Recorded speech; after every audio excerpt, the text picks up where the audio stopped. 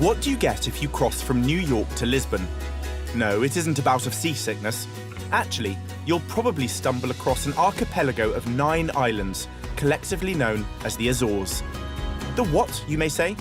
Well, to those in the know, the Azores are one of Europe's best-kept secrets. Stark, dramatic, and remote. These drops in the ocean are indeed just that. The result of epic volcanic eruptions that drove up some of the planet's tallest mountains if measured from their base at the bottom of the Atlantic. Located nearly 1,000 miles west of Lisbon, the story of these autonomous islands of the Portuguese Republic can be best told in tandem with a tour around some of the most striking volcanic features in the Atlantic. If you're looking for an adventure, the Azores really does have a huge amount to offer, from the mighty volcano of Pico to the river canyoning of San Jorge. Or, of course, you could pick one from the 7 other islands that exist in the archipelago. It may be a difficult decision to make when all the islands have remarkable volcanic landscapes. But most people start with the largest and most populated island, San Miguel.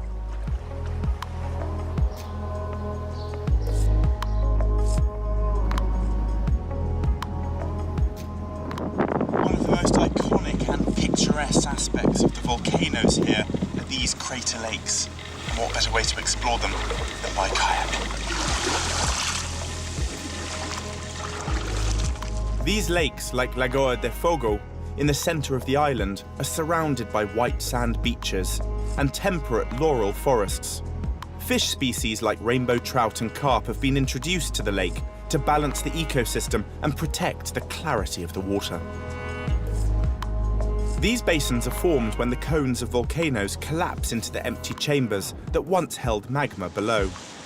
Kayakers are cautioned to avoid the areas that are over surviving active magma chambers, which can cause the water to boil. The geothermal activity is most prevalent on the surface in Furnas, also on San Miguel Island, which is known as one of the most active hydrological areas in Europe. This really is a spectacular geological feature. All around me is bubbling water and steaming vents. When water collects near pockets of magma in the Earth's crust, it increases the pressure and rises up through the ground, creating these boiling sulfuric hot springs. If the pressure were to increase beyond the current point, these springs would erupt into geysers. The springs and high-altitude lakes are pulled by gravity, feeding a network of rivers. Steep cliffs and slopes turn these rivers into impressive waterfalls, some reaching over 200 meters in height. San Jorge, an island formed by a nearly perfect line of volcanoes, gives those who want a closer look a chance to abseil down these geological features. It isn't easy, but it does give you a unique perspective that can't be seen from the man-made trails.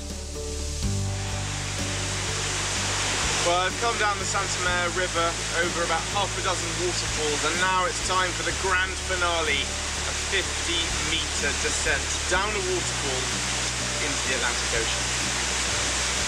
I don't know if I want to laugh or cry.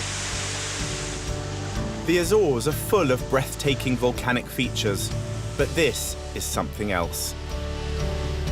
This really is a special place.